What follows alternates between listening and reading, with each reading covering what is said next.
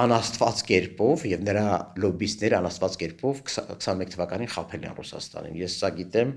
նաեւ շատ այլ վստահելի աղբյուրներից, երբ Ռոբերտ Քոչարյանը հարցումներով, կեղծ հարցումներով, կեղծ զեկույցներով համոզել է, որ 21 թվականին ինքը առաջատարն է եւ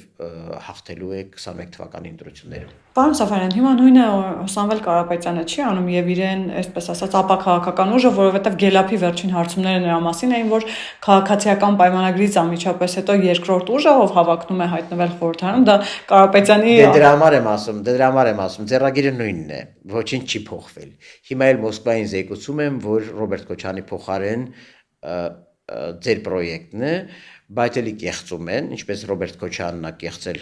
21 թվականին կամ նրա լոբիստներն են կեղծել 21 թվականին եւ Մոսկվայի գլխի տակ փափուկ բարձ են դրել, բայց Մոսկվան 21-ի արդեն ընտրությունների օրը շոկի մեջ էր, որովհետեւ ստացված զեկուցագրերը բացարձակապես չէին համընկնում արդյունքների հետ։